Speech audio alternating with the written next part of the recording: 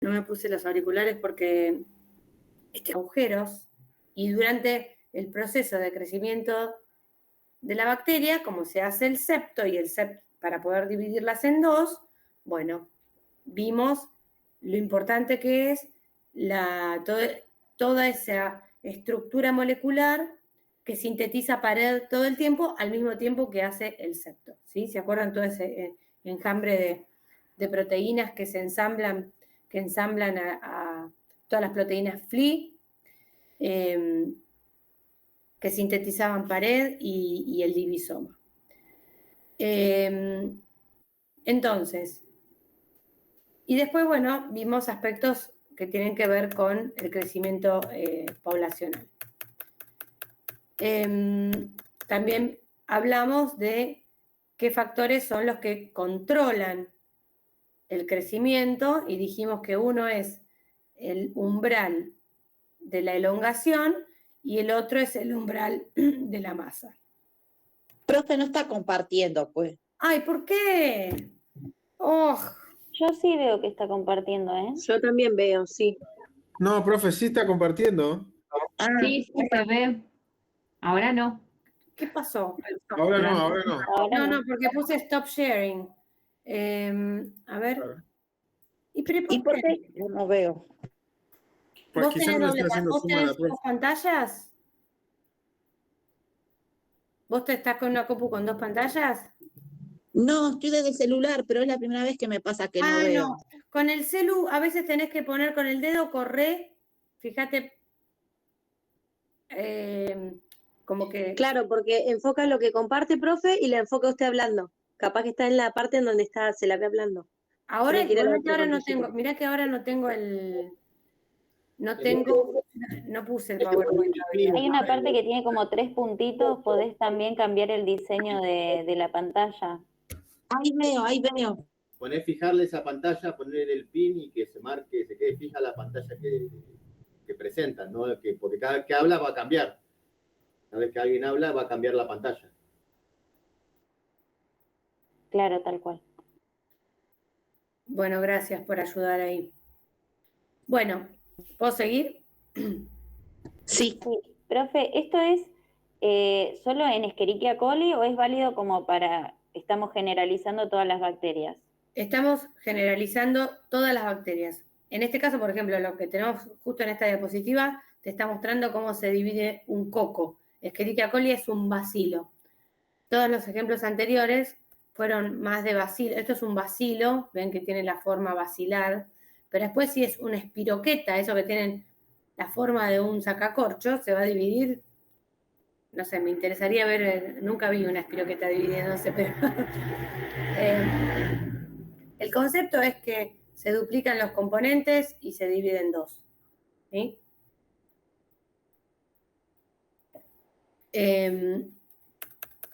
Bueno, entonces, hablamos de cómo se dividen, hablamos de la división de los componentes, hablamos del control de la división, hablamos de la síntesis de la pared celular durante el proceso de la división celular. Y después hablamos del crecimiento poblacional, que es lo que, en definitiva, ustedes van a estar haciendo en el laboratorio de microbiología clínica, en el caso de que alguna vez trabajen allí, ¿sí? Entonces vimos las distintas curvas de crecimiento, que esto, la realidad es que es algo que se hace más cuando uno hace investigación, cuando uno quiere trabajar,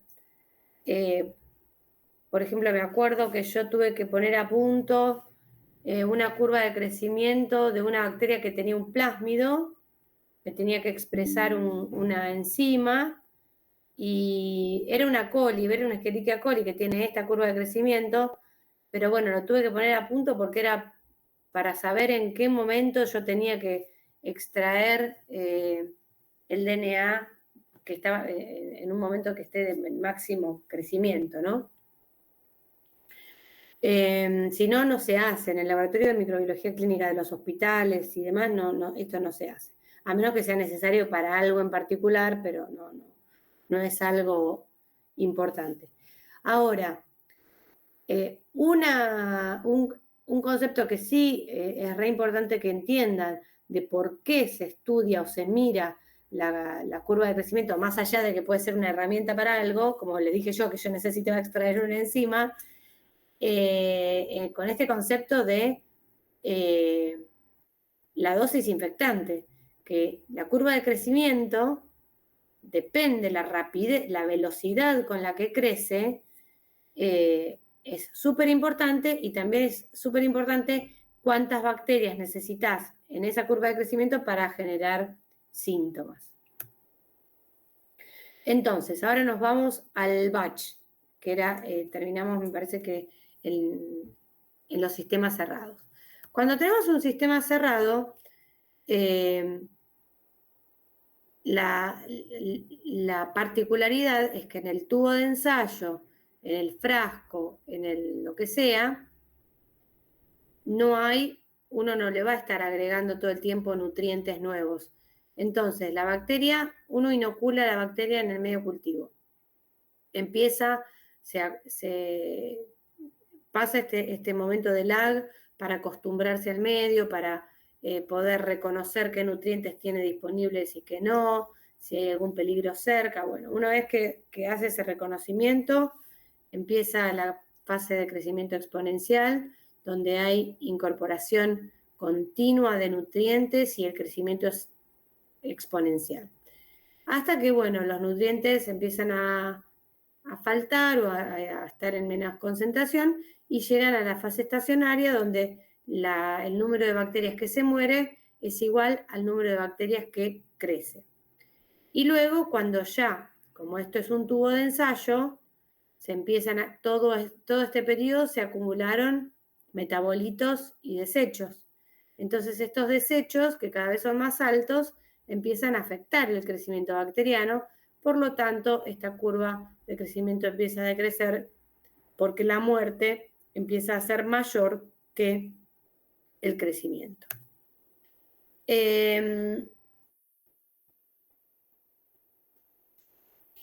Entonces,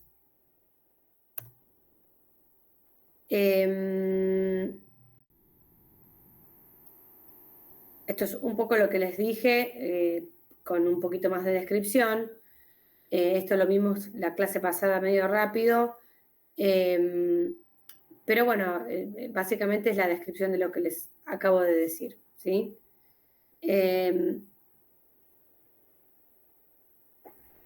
El concepto de diáuxico es cuando la curva de crecimiento primero utiliza una fuente de carbono, después esa fuente de carbono se acaba y entonces hay una nueva curva de crecimiento utilizando la segunda fuente de carbono. A eso se le llama crecimiento diáuxico.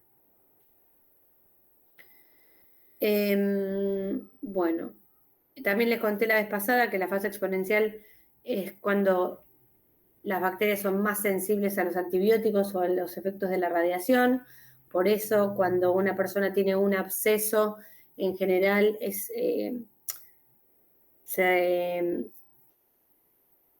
lo más importante suele ser la remoción quirúrgica, porque como es tan difícil que el antibiótico llegue ahí, a veces tópico, cuando es algo en la piel, un forúnculo, algo de eso, también se ayuda con mupirocina o cremas de carácter tópico. Pero bueno. Eso me quedó medio confuso. O sea, si está en la fase exponencial, que es de mayor crecimiento, sí. ¿Por qué es más sensible al antibiótico? Porque en la fase exponencial vos tenés todo el aparato enzimático de la célula activo. Los antibióticos, después lo vamos a ver en la clase de antibióticos, tienen como blanco, por ejemplo, las transpeptidasas y las carboxipeptidasas que están activamente sintetizando pared. Por ejemplo, van a tener las girasas y las topoisomerasas que son enzimas que participan en el superenrollamiento o en el ordenamiento de las cadenas de ADN para armar como se dice, la horquilla de replicación. Entonces el antibiótico entra e interactúa con esas enzimas. Lo mismo con los ribosomas.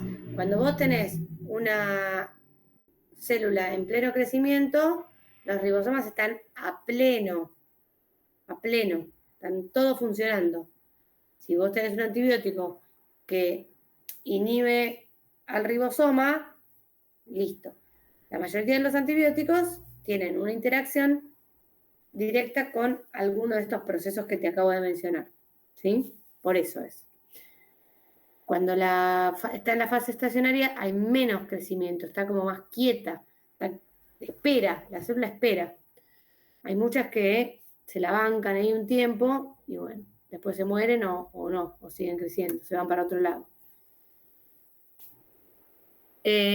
Bueno, de la fase estacionaria solamente me gustaría repetir la relevancia de los metabolitos primarios y secundarios, porque los metabolitos primarios están asociados al crecimiento, van a ser, por ejemplo, el etanol que secreta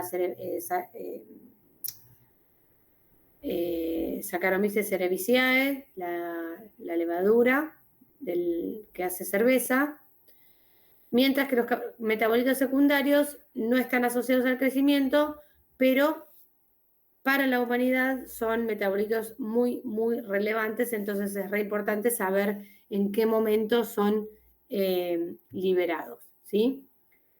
Y esto ocurre durante la fase estacionaria. Bueno, entonces vamos a los cultivos continuos. Los cultivos continuos, a diferencia del cultivo cerrado, van a tener, va a ser un cultivo balanceado que se puede mantener durante el tiempo indefinido, y la particularidad es que hay un suministro de nutrientes que es permanente, por eso es continuo. Y al mismo tiempo hay otra parte de este cultivo que va a eliminar o va a ir sacando los desechos tóxicos, o en realidad lo que saca es metabolitos secundarios, que es para lo que sirven estos cultivos continuos, ¿no? Este es por donde ingresa el medio de cultivo nuevo, y bueno, siempre tienen como un sistema de aireación y demás, y esta es la manera en la que el cultivo va, digamos, en que la producción se va como renovando. Esto es extraído para poder sacar los metabolitos secundarios y además para que esto siga siendo una especie de curva exponencial permanente. Obviamente que es para la industria, ¿no? Bueno, entonces, vamos un poco a cómo se mide el crecimiento considerando la masa. Porque el crecimiento celular, hay un montón de técnicas que requieren de la medida de crecimiento celular. Entonces, esto es algo que nosotros hacemos en el laboratorio, con suerte lo vamos a estar haciendo. Y bueno, hay distintas maneras de medirlas. Hay métodos que son directos y métodos indirectos.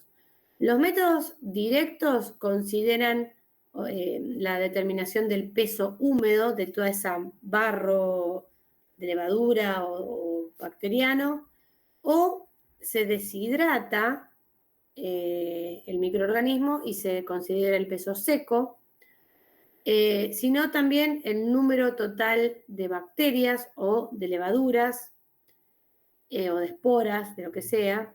Esto es lo que vamos a tratar de hacer en clase. Y si no, también la determinación de algún componente característico, que puede ser la medición de la cantidad de peptidoglicano, la medición de la cantidad de ADN o ARN, la medición de proteínas, de ATP, de clorofilas, digamos. Estos son ya métodos directos que determinan componentes celulares. Eso se cuantifica y se traduce a la medida de masa celular. Los métodos indirectos van a determinar, por ejemplo, cuánto de un nutriente se consumió, o cuánto del oxígeno se consumió, o del dióxido de carbono, o se va a medir a través de, no se mira a la célula, sino que lo que se mira es lo que produjo, que pueden ser los metabolitos, o los ácidos orgánicos. Un método indirecto puede ser un método turbidimétrico, que lo vamos a estar viendo ahora en un minuto. El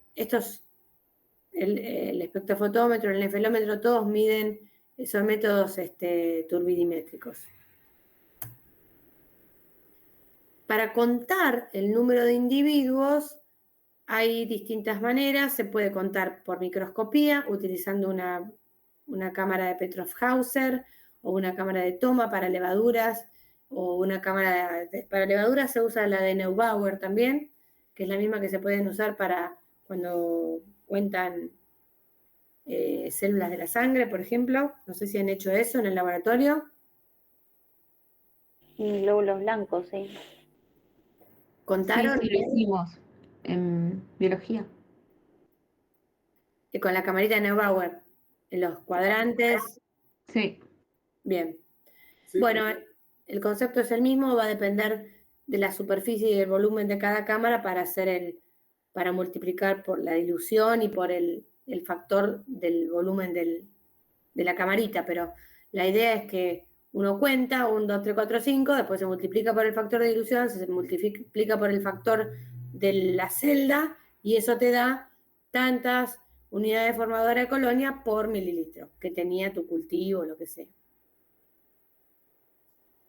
Y después está el recuento de viables en placa, que es lo que es una práctica que dudo que hagamos en el laboratorio este año, pero bueno, la venimos haciendo. Los chicos que están recursando tuvieron la suerte de poder hacerlo. Lo que se hace, ahora en una diapositiva próxima lo muestro, pero es una técnica que es bastante laboriosa porque hay que hacerla por duplicado o triplicado, por el margen de error, pero la realidad es que es bastante precisa, ¿sí? Y después Profe, sí. Perdón que la interrumpa, pero ya lo dijo varias veces y yo en el trabajo lo veo, pero no tengo la definición exacta de unidad formadora de colonia. Ahora lo vamos a ver. En la próxima clase se los muestro. Mira, dije unidad formadora de colonia y dije, lo voy a definir, pero como en la próxima diapositiva lo puedo mostrar.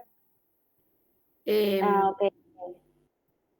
Porque, o sea, en la cámara yo cuento ese recuento por microscopía, cuento colonias, bacterias. No, ahora les digo. Bueno, y después los Coulter, que son los contadores, que son divinos porque haces así, tuc, y te cuenta. Bueno, entonces, esta es la que yo veo en la cámara de Neubauer, ¿no? ¿Por qué no vamos a poder hacer STP por falta de insumos de algo? Por falta de insumos, por falta de personal, por falta de días en el laboratorio. Porque, digamos, ustedes, chicos, el DESI, a ver, puede dar la experiencia a quienes cursaron el cuatrimestre pasado. Solemos aceptar hasta un máximo de 10 personas. En general se anotan 10 y van dejando la cursada, terminamos siendo 6 o 8, pero ya con ese número ocupan las 2 mesadas. Son 2 mesadas, ¿no? Que hay con mechero. Para poder trabajar en microbiología se necesita el mechero. El mechero no puede haber 20 personas alrededor de un mechero. Hay medidas de seguridad que hay que respetar. Ya hemos tenido accidentes que por suerte no terminaron en nada, pero que suficiente como para asustarme un mes entero. Me dejaron mal. El espacio de la mesada para hacer esto tiene que ser un espacio, vos necesitas mucho espacio porque es esto lo que haces. Tenés un cultivo incógnita. De ese cultivo incógnita hay que hacer diluciones seriadas, que en general para que salga bien hay que hacer 9 diluciones seriadas y lo ideal es que sea por duplicado. Después, cada dilución seriada se plaquea con una metodología que les enseñamos, que está bueno, que es con la espátula de Drygalski, y entonces al día siguiente se cuenta. Todo esto es un despliegue que con 16 personas en el laboratorio hay que hacerlo, hay que dividirlo en dos, 8 personas en un práctico y 8 personas en otro, y a dividirlo en 2 mesadas donde haya 4 en uno y 4 en otro, y es una cantidad de material que no tenemos y un esfuerzo y un tiempo mío que no sé si voy a poder dar, porque prefiero por ahí hacer otros TPs que son para la práctica del bioquímico más necesarios, ¿sí? Prefiero hacer microscopía, prefiero hacer identificación de colonias, los otros, técnica séptica. Esto no es algo que vayan a hacer de rutina ustedes. Sí es importante que entiendan cómo funciona. Y entonces, se hacen las diluciones seriadas, que las diluciones seriadas es se pipetea 1 mililitro en 900 mililitros de caldo y después desde este tubo, con mucha precisión y cuidado, se pasa 1 mililitro de este tubo al siguiente. Cambiando el tip, se pasa de 1 mililitro de este tubo, se mezcla bien y se pasa de este tubo a este tubo y así sucesivamente. Entonces, las diluciones son 1 en 10, ¿sí? La anterior va a tener el 10% de la más concentrada. Y después se toma una muestra de cada una, que son de 100 microlitros, y se plaquea. Se plaquea como para tratar de esparcir de manera muy, muy homogénea en toda la placa. Se utiliza una espátula de Drygalski, que tienen un videito para mirar cómo lo hacen. La cuestión es que una vez que al día siguiente, cuando uno ve el crecimiento, va a haber placas que tienen un número de colonias incontables y después placas que van a tener un número de colonias totalmente contables, ¿no? Como fueron seriadas 1 en 10, la última va a tener menos y la primera va a ser incontable. ¿Cuáles son las que se consideran para poder tener en cuenta el recuento bacteriano? Van a ser placas las placas que tengan entre 30 y 300 colonias. Esa es la norma. ¿Por qué entre 30 y 300 colonias? Porque se considera que cuando uno puede contar entre 30 y 300 colonias, el error es menor. En esta placa que hay 17 colonias o en esta placa que hay 2 colonias, ya el error de cálculo aumenta. Entonces, uno cuenta cada uno de estos puntitos, ahora después en un ratito vamos a ver lo que son las colonias y demás. Cada uno de estos puntitos se entiende que provino de una sola bacteria, que con las 16 o 20 horas de crecimiento se divide en 2, después en 4, después en 8 y así sucesivamente hasta que esa montañita sea tan grande que es visible al ojo humano. Entonces, si consideramos que cada uno de estos puntitos, que es nosotros cuando lo ves decís colonia bacteriana, cuando uno cuenta, cuando uno hace un recuento, cada una de las colonias bacterianas se denominan unidad formadora de colonia. ¿Por qué? Porque se considera que cada colonia vino de una única bacteria. ¿Está bien? Sí, y ese 10 a las 5, profe, no me doy cuenta de dónde Esperá, está. acá ahora te conté cómo se plaquea y cuáles Sí. se cuentan. Yo acá cuento 159 colonias. ¿Sí? Me tomé dividí la placa en 4 y empecé a contarlos por cuadrantes, 1, 2, 3, así, con un marcador vas marcando del lado de la base de la placa, se da vuelta y se cuenta 1, 2, 3, 4, 5, 6, 159. Que salieron de este tubo, porque yo de acá sembré 100 microlitros, o no sé, acá 1 mililitro es un montón, esto está mal, porque si vos pones 1 mililitro en una placa chica se te inunda. O sea, ¿eso sería con una lanza? ¿O de dónde sale?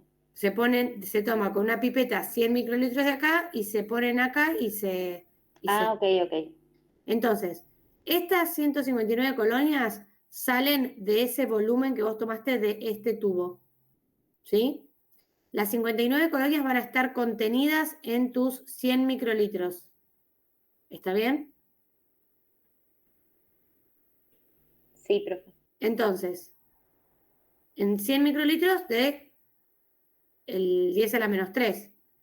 Entonces, acá lo que está haciendo esta cuenta es multiplicar por las diluciones. Es una dilución a la menos 10, una dilución a la menos 10, una dilución a la menos 10. Son 3 diluciones.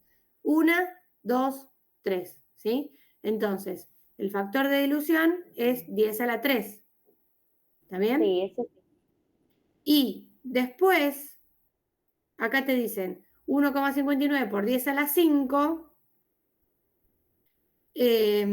Pero en este cálculo bueno, ya lo llevó a mililitros. ¿Por qué? Porque es más simple este cálculo que el que hacemos nosotros en clase. Porque acá plaquearon 1 mililitro. Si vos fueses a placar 100 microlitros, esos 100 microlitros lo tenés que llevar a 1 mililitro. Pero es lo mismo, digamos, no pasa nada. Es simplemente una multiplicación más para que quede unidad formadora de colonia por mililitro. No, igual no es para que se mareen acá. Acá lo que tienen que entender es el esquema general de la técnica y en qué se basa y cuál es el significado de unidad formadora de colonia. Bueno, hay bacterias que las hacen crecer adentro del agar, entonces se cuenta, es re complicado porque cuenta lo que está inmerso en el agar y lo que está en la superficie. Esta es la espátula de Drygalski, que se venden de vidrio o descartables, o si no la gente en el laboratorio con el mechero las hace.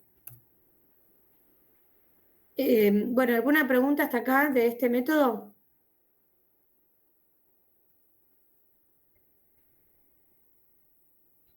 No. El objetivo de hacer todo este lío es porque es necesario para poner a punto una curva de crecimiento. Claro, y en cada punto donde yo quiero medir el crecimiento tengo que plaquear todo eso y esperar, y con eso voy y haciendo lo tenés que hacer por duplicado o triplicado, porque hay mucho error. Profe, no entendí cómo se informa el número de colonias. ¿Hacés 159 por 10 a la 3 y ese sería el número de colonias que tenés? No entendí esa parte. Sí. No es que lo Siempre informás. depende de cómo vas haciendo la dilución, ¿o no? ¿Cómo? ¿O siempre se hace esa misma dilución? Siempre son diluciones seriadas a la menos 10. 1 en 10. Y vos suponete que tenés en esta hilera, te da 1,59 por 10 a la 5. Lo hicimos por triplicado. En la otra mesada te da 2 por 10 a la 5. Y en la otra mesada te da 0,5 por 10 a la 5. Bueno, hay como bastante error. Estas dos, si la que es de 2 y 1,59 están más parecidas, se puede promediar esos dos y descartás la que te dio re mal. Si una te da 1,59 y la otra te da 0,5, lo haces de nuevo. Repetís la técnica. Te dio mal. Seguramente que la verdadera es la de esta, pero no lo sabes. ¿Y hay un margen de error ya estimado o suele dar todo igual, profe. Va a depender de con qué precisión se hagan las diluciones seriadas. Las diluciones seriadas son re quisquillosas y quienes están aquí, que ya han hecho la clase, dan fe, ¿o no? A ver, alguien que pueda dar testimonio, porque si no parece que estoy hablando desde Narnia. Sí, el cuatri pasado nos dio bastante mal a nosotros. Sí, profe. Creo que tuvimos bastante error por eso, en la parte de dilución. ¿Y qué pensás que había sido? ¿Cuál fue el problema de las diluciones?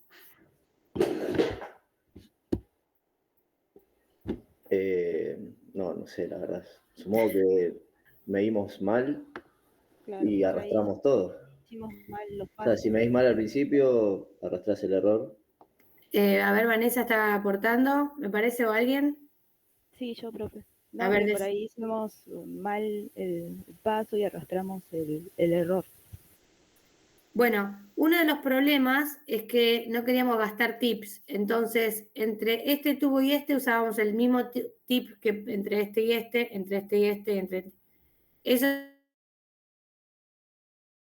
es uno. El otro problema, ya cuando uno usa el mismo tip, arrastrás el cultivo, ¿no? Y si esto tiene muchísimo, podés hasta llegarlo hasta el fondo. El otro problema que podríamos haber tenido es que cambiamos de tip, pero el operador, como queríamos que todo el mundo tenga la posibilidad de pipetear, hacían 2 tubos uno, 2 tubos otro, 2 tubos otro, y entonces ahí al cambiar el operador puede que la manera de, si bien usamos pipetas automáticas, pero son pipetas automáticas que no se calibran todos los años, son pipetas automáticas que tal vez no todo el mundo, si tenía una burbuja, ese pipeteo y por ahí no lo vio, esa burbuja, ese espacio que no tiene bacterias y que tendría que haberlas tenido. Digamos, el número de factores es bastante alto. En nuestro caso se da por la precariedad con la que trabajamos en el laboratorio. Pero bueno, y porque además se están aprendiendo. Mis primeras diluciones seriadas me salían re mal. Y para que salgan bien, siempre hay que hacer todo lo mismo. Si uno vortexea esto para mezclar, o si uno mezcla por inversión 2 veces, en todos los tubos tiene que mezclar 2 veces, agarrar el tip nuevo, bueno, y así. También hay variables respecto de cuando se plaquea. Si las placas, el agar está demasiado seco, apenas uno pone los 100 microlitros del cultivo, se absorbe todo tan rápido que la dispersión cuesta y entonces queda todo pegoteado en el medio. Si las placas están muy húmedas, la absorción de estos 100 microlitros también va a costar y tal vez hasta incluso se puede contaminar o bueno, nada, pueden pasar un montón de Se está por cosas. cortar el Zoom. ¿Cómo? Se está por cortar el Zoom. ¿Por qué? Si lo puse... Qué raro. Lo puse hasta las 9. Bueno. A mí me parece como que finalizará A mí me pronto. parece un cartel se veía como el que es cartel. gratis, entonces se corta en 1 hora o algo así. ¿Cómo? Dice la termina en 2 Dentro de minutos. 2 minutos. Bueno, a ver, denme un segundito que arreglo esto y les mando al WhatsApp el nuevo link, ¿puede ser? ¿Quieren tomarse un recreo? Profe, si puede mandar por mail mejor, porque yo no tengo celular ahora. Mando el mail. Gracias. Cortemos, si quieren ir al baño, cortamos 2 minutos, 5, ¿sí? Bueno. Les encantan y se suelen contaminar y hay que tener mucho cuidado. Entonces, cuando uno prepara el medio de cultivo, lo primero que hace es filtrarlo por estos sistemas de filtros que hay con membrana. Y estas membranas están preparadas tienen unos poros que son de 0,22 micrones que no dejan pasar a las bacterias y a las levaduras. Después también hay de 45 micrones, pero en general para bacterias se usa de 25 micrones. Entonces, se filtra el medio cultivo, todo esto de acá se supone que está estéril, esto se suele hacer adentro de un flujo laminar, y después la membrana, para ver si este medio cultivo estaba contaminado, se coloca arriba de una placa con medio nutritivo. A ver, están pidiendo entrar. Esto es... falta una persona.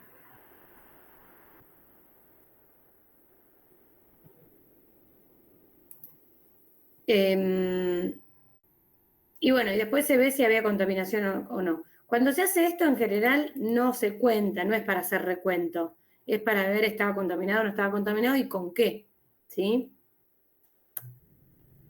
Bueno, esto es más o menos el mismo. El otro sistema de filtros. Bueno, un segundito, paciencia, por favor. Listo. Bueno.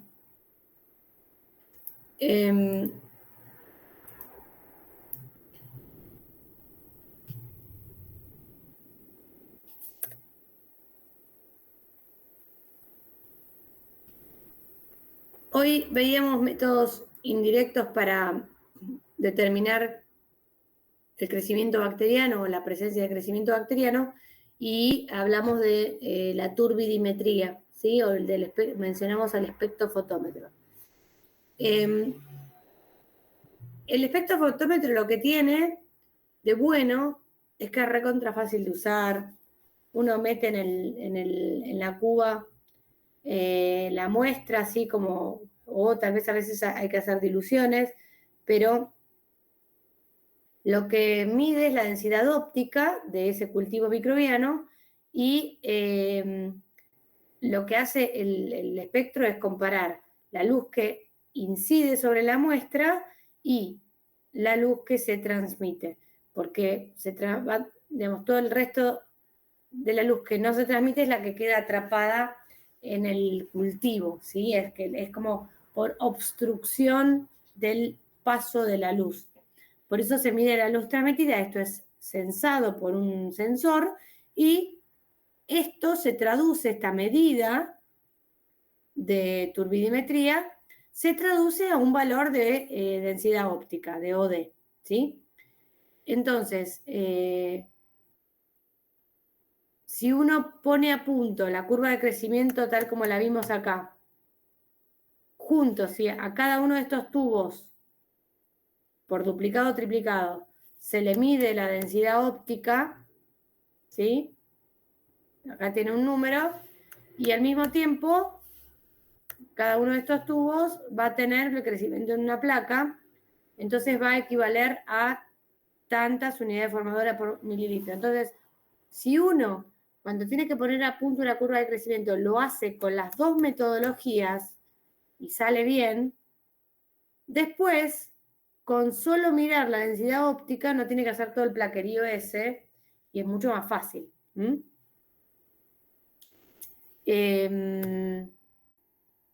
Bueno, esto simplemente, siempre hay que poner el control, y el control va a ser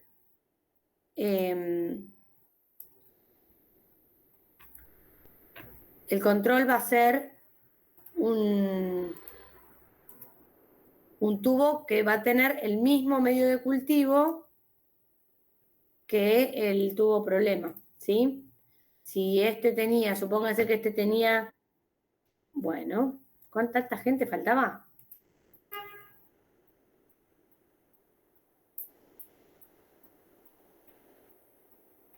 $18 éramos, bueno. No, lo que pasa es que hay 2 lugares que están ocupados por mi presentación. Bueno. Entonces, básicamente, lo que tiene de bueno el espectrofotómetro es la simpleza, es la facilidad.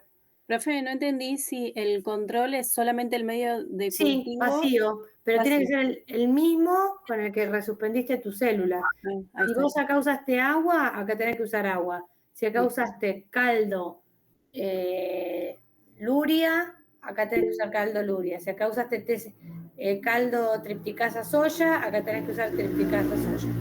Siempre el mismo, ¿sí? Hola, profe, disculpe, yo soy Franco. Decime, Franco. No, nada, claro, porque estoy de otro nombre. Estás con Leila 10. Bien. Igual no estaba mirando los nombres. No, ya Hoy este cuando- horario. Hoy cuando tomé la lista iba mirando los cuadraditos y el listado, pero bueno, igual te podés renombrar. Cuando hagas cursos donde sean más serios, te renombrás. Bueno, gracias. No que este no sea serio, este es re serio, pero bueno, ya me entendiste, ya tú sabes. Bueno, entonces, nosotros en el laboratorio vamos a estar viendo algo así, donde la ausencia de crecimiento se va a ver traslúcido y la presencia de crecimiento se va a ver con turbidez. Todos los métodos de turbidimetría van a medir cuán turbio es. Esto es lo mismo de antes, solo que con otro dibujo, nada más. Y esto sería válido únicamente para bacterias que no modifican el color del medio, ¿no? Porque si no cambiaría la longitud de onda, todo. Esto se mide a 600 nanómetros. Igual las bacterias que cambiarían el color del medio son pocas. Hay algunas que te pueden cambiar, que pueden fluorescer. Hay algunas que pueden secretar una sustancia que se llama violaceína y te ponen todo violeta, pero bueno, esta práctica es solamente cuando uno está haciendo, tenés que crecer, suponete, tenés que hacer, a ver, ahora vamos a aprender. Claro, hacer las curvas nomás. Claro, pero ahora vamos a aprender otras técnicas. Bánqueme que tengo que cerrar la ventana que tengo frío.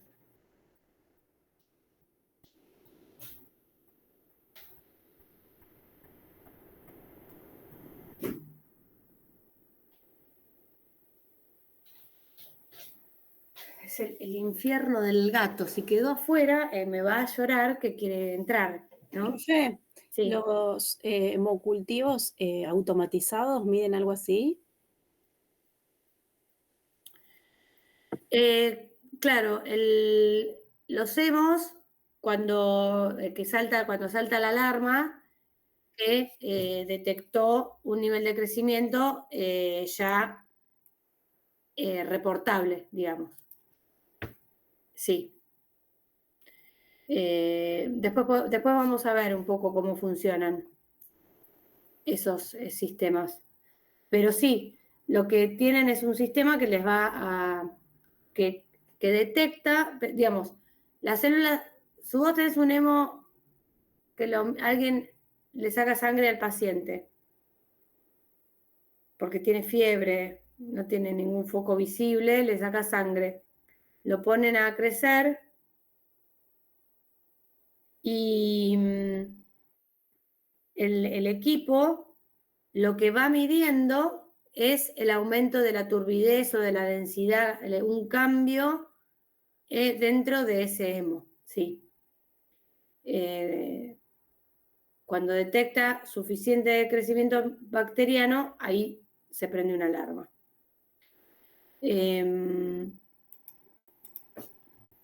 Bueno, lo que les iba a decir es que, lo que también lo vemos en clase, es que hay otros métodos de detección. Digamos, yo les dije, esa curva de crecimiento del plaquerío ese solamente se usa para algunos casos en particular. Bueno, cuando hay que poner a punto un cultivo para algo que, bueno, ahora no. Hoy les di el ejemplo de que yo quería extraer plásmido y para poder extraer una cantidad de plásmido determinada tenía que el cultivo llegar, ponerlo a punto y me daba un equivalente en densidad óptica, así que la primera vez que lo hice tuve que hacer todo eso de plaquear, del recuento en placa, la técnica de recuento en placa, y en paralelo la turbidimetría, a ver si coincidía el valor de la turbidimetría con lo que me decía el manual o las instrucciones. Pero bueno, nosotros vamos a ver cuando veamos la clase de antibióticos que para poder hacer un antibiograma hay que utilizar una suspensión bacteriana que tenga 1,5 por 10 a la 8 unidades formadoras de calonia por mililitro. Esa es el número de la concentración de bacterias que hay que tener para poder hacer un antibiograma, para poder plaquear y hacer un césped de crecimiento continuo en una placa.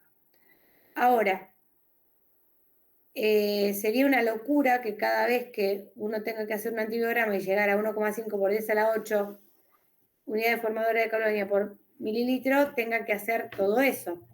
Entonces, hay una medida que se llama 0,5 McFarland, que se basa en la turbidimetría. Entonces, uno tiene un patrón de crecimiento bacteriano que se pone turbio. ¿Y cuán turbio se pone? Bueno, se pone turbio como para que uno en el tubo que está haciendo la suspensión bacteriana obtenga 1,5 por 10 a la 8. Es decir, cuando uno ve a través de por turbidimetría el mismo nivel de turbidez, es que el número de bacterias es ese. Ya lo vamos a ver, ahora no se preocupen porque como no tengo el ejemplo y acá he explicado, por ahí quienes no lo vieron antes no saben lo que es un 0,5, los confundo, no es el objetivo confundirlos, sino que entiendan que el crecimiento bacteriano, medidas de crecimiento bacteriano un poquito más simple que la técnica que vimos hay y que se utilizan a diario en todos los laboratorios del mundo. Sí, de hecho se hace, ya lo vamos a ver, eso sí vamos a hacerlo, vamos a tratar de hacerlo en el laboratorio. De hecho, sí, se le llama así, es una turbidez patrón, digamos. Bueno, entonces, vimos hoy cuando veíamos las generalidades de crecimiento que hay ambientes, hay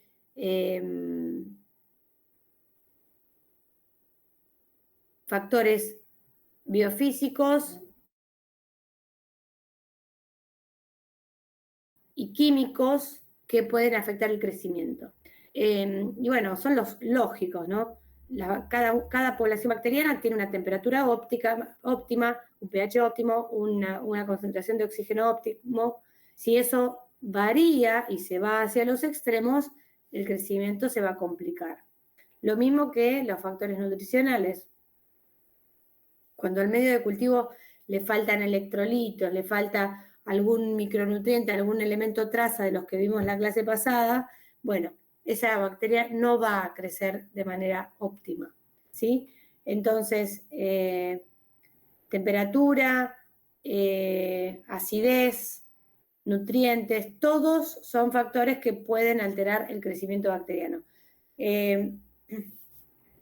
Yo doy clase en una escuela de cerveza, doy clase de microbiología de la cerveza, y una persona que trabaja en una cervecería, en una microcervecería, una cervecería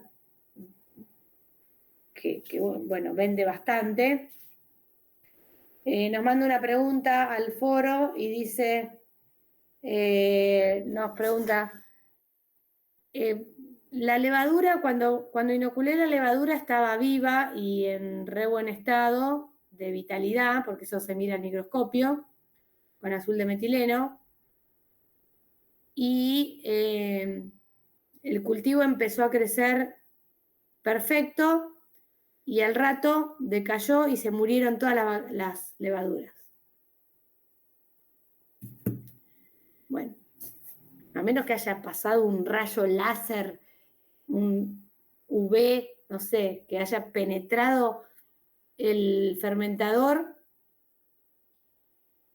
un fermentador con levaduras haciendo cerveza es básicamente un medio de cultivo creciendo levaduras, creciendo un microorganismo, ¿sí? Entonces, bueno, la mandamos a mirar qué le había pasado a su mosto, porque posiblemente si la malta, lo que le da todos los nutrientes está viejo, el agua por ahí estaba con mucho sarro, o con un pH que no era el correcto, o por ahí hubo un problema de temperatura en la sala, digamos. lo mismo que nosotros miramos cuando ponemos a crecer una bacteria y no crece, puede trasladarse a un fermentador, ¿sí? Nada, nos quedamos sin ese batch de cerveza. Espero que resuelvan, porque son muy ricas las cervezas que hacen. Bueno, como les decía antes, factores que afectan el crecimiento bacteriano pueden ser la temperatura, y entonces cada población bacteriana tiene su temperatura óptima. Entonces, aquellas bacterias que son termófilas van a crecer de manera óptima. Esta es una curva de crecimiento de las termófilas. Fíjense que a temperaturas bastante altas, entre los 60 grados es la temperatura óptima de crecimiento. Todas las que nos molestan a nosotros, o las que viven con, las que nos hacen bien y las que nos hacen mal, son mesófilas, porque les gustan las temperaturas medias, entre las cuales está los 37 grados, que es el interior de nuestro cuerpo, o un poquitito más frío, que es el de la superficie de la piel y demás. Y después están las ambientales.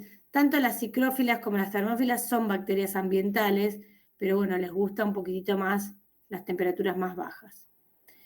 El pH óptimo de las bacterias suele ser entre 6,5 y 7,5. En el caso de las levaduras, algunas se banca un 5,6, 5,7. Y la cuestión de la presión osmótica es absolutamente dependiente de la integridad de la pared celular, porque todo ese peptidoglicano y esa pared que vimos y que vimos cómo se armaba y demás, es la que provee presión, la que protege a la célula de la presión osmótica. Esta es simplemente la curva para que vean también qué es normal respecto de la acidez. Y bueno, si estamos hablando de una bacteria que puede crecer en el interior del estómago o en un geyser así natural, se va a bancar pHs recontra ácido. El pH del estómago es 2.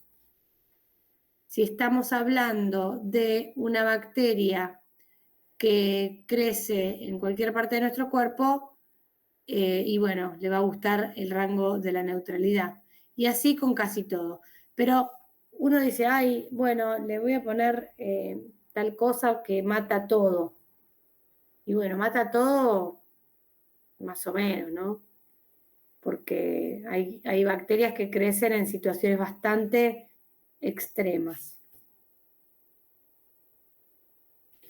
Estos son los transportadores de sodio y protones, y potasio y protones, y las ATPasas translocadoras de protones, las que actúan en estas bacterias que trabajan en los extremos, ¿no? Gracias a estas bombas que le ayudan a sostener la homeostasis interna para no morirse, ¿no?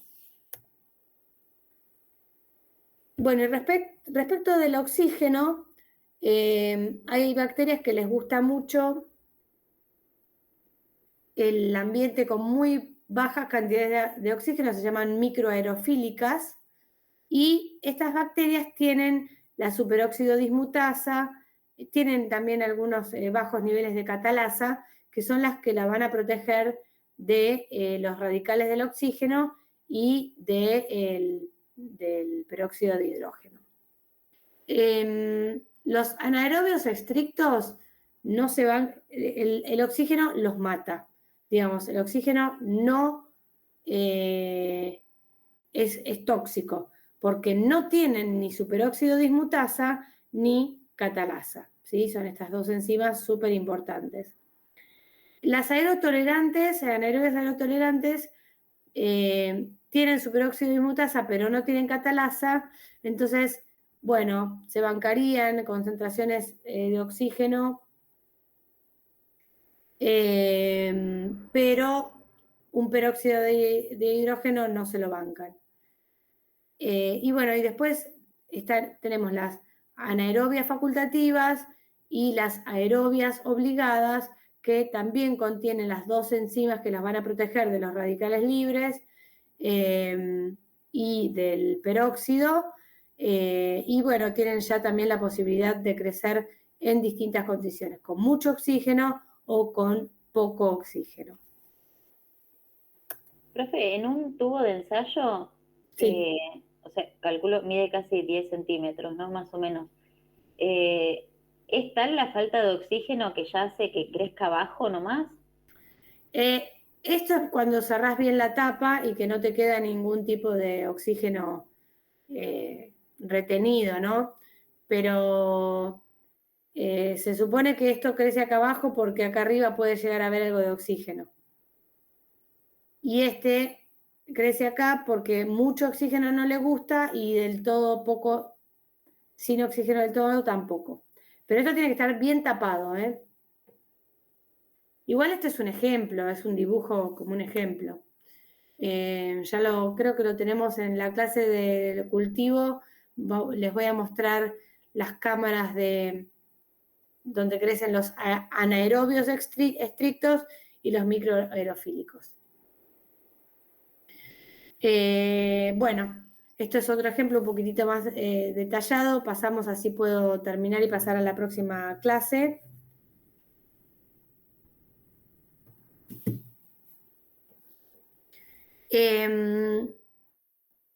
Estos factores son nutricionales, digamos, recién vimos factores de los físico-químicos o los biofísicos, y también vimos que había factores nutricionales que afectaban el crecimiento. Recuerden que el hierro es un nutriente recontra importante, entonces la disponibilidad de hierro va a alterar el crecimiento bacteriano. Si el huésped tiene mucho hierro disponible, puede que aumente la virulencia de algunas bacterias gracias a este hierro disponible, ¿no? Porque con más hierro favorece el crecimiento, la multiplicación y el poder de diseminación y de infectividad. Bueno, entonces, ¿por qué estaríamos nosotros determinando el crecimiento? Y bueno, cuando la gente que se dedica al control de calidad de vacunas o de alimentos suele hacer recuentos al microscopio. La gente que fabrica cerveza utiliza mucho la cámara Neubauer y el microscopio, y en el caso de la gente que hace cerveza, eso es una práctica que se hace prácticamente en cada cultivo, en cada largada, o cada vez que se cambia el tipo de levadura, por lo menos. ¿Cuándo haríamos recuento en placa para obtener las unidades formadoras de colonia por mililitro? Y bueno, también para procedimientos muy serios, como un control de calidad, un control de medicamentos. Cuando hay, como les dije hoy, hay que estandarizar un cultivo, ¿sí? O para la gente que trabaja en ambiente, que tiene que cuantificar poblaciones en el agua y en el suelo, se hace esto. La gente que trabaja con la microbiología en animales también. Y la turbidimetría, que te da el resultado en absorbancia, se va a aplicar cuando, bueno, haya que estimar también. En realidad el resultado termina siendo parecido, ¿no? El tema es con cuánta precisión uno necesita ese resultado. El recuento en placa es el más laborioso, pero que utilizado junto con la turbidimetría puede llegar a dar un resultado muy preciso. Si uno está trabajando en un control de calidad, y bueno, tal vez sea necesario utilizar más de una técnica en paralelo, ¿no? Si no, la turbidimetría va perfecto y la camarita de Neubauer también. Bueno, terminamos esta presentación. Yo ahora necesito que me den 2 minutos para ver si nos quedamos igual conectados, solamente estoy acá con la compu.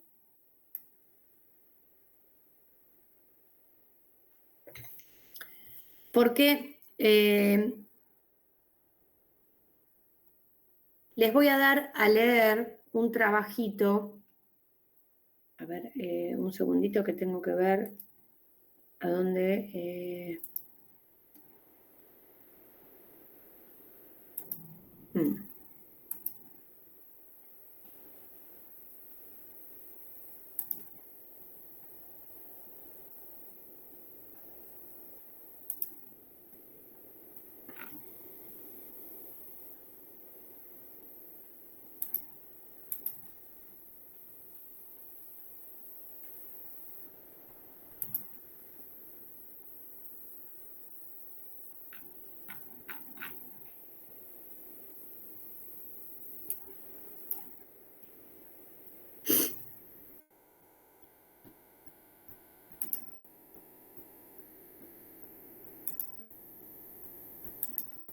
Este trabajo es un trabajo viejo, pero bueno,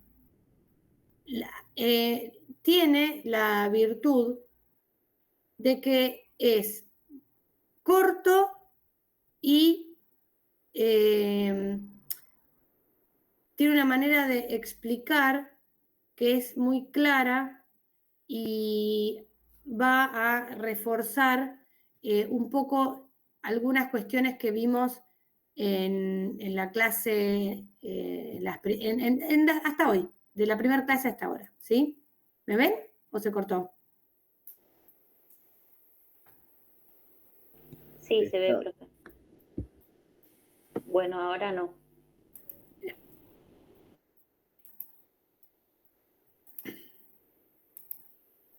Ahí.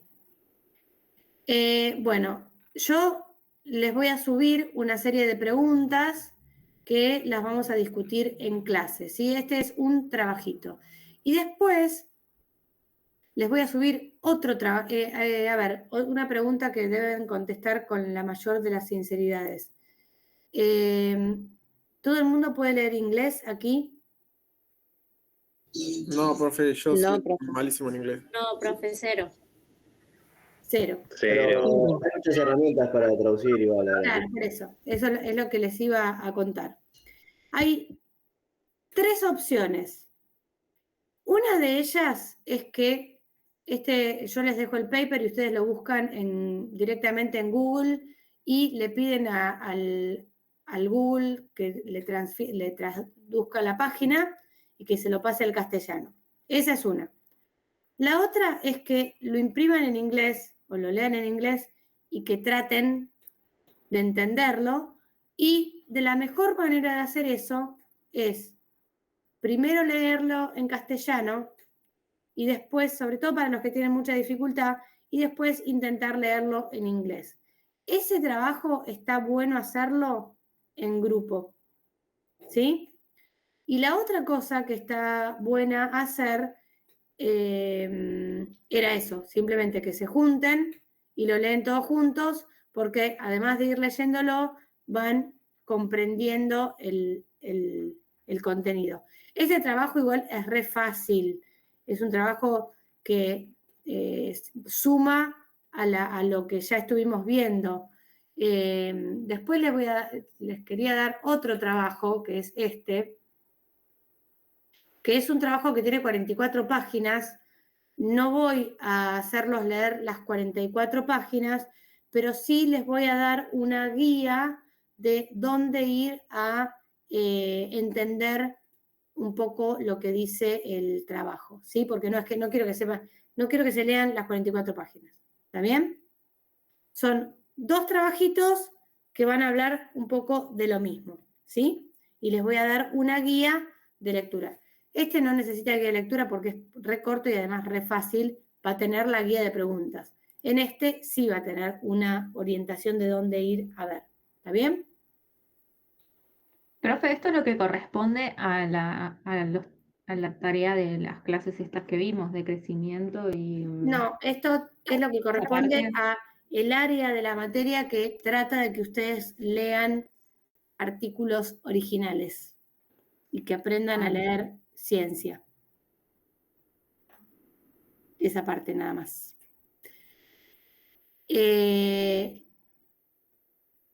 Es algo que es sumamente necesario en la carrera, en el ejercicio de la carrera profesional.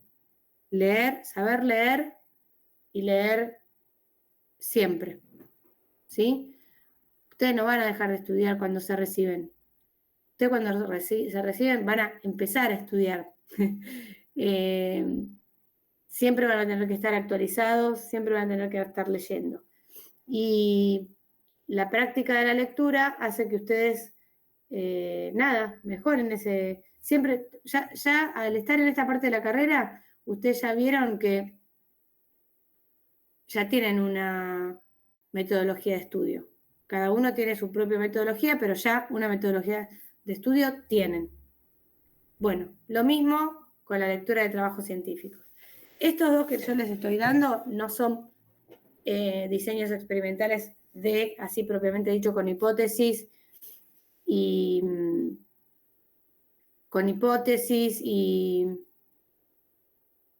objetivos y un diseño experimental para probar la hipótesis, sino que son más bien revisiones, ¿está bien? Que profundizan sobre algún tema. Por eso tienen guía de preguntas. ¿Está? ¿Está bien? La tarea, bueno, la anterior ya dijimos que la vamos a corregir el jueves. La de nutrición, metabolismo y crecimiento está subida desde hoy y tienen una semana para hacerlo. ¿Está bien? Esto no tiene todavía, vamos a ir viendo cuando hacemos esta clase todos juntos. ¿Se entiende? Sí, profe. Bueno. Entonces, dicho esto, vamos a empezar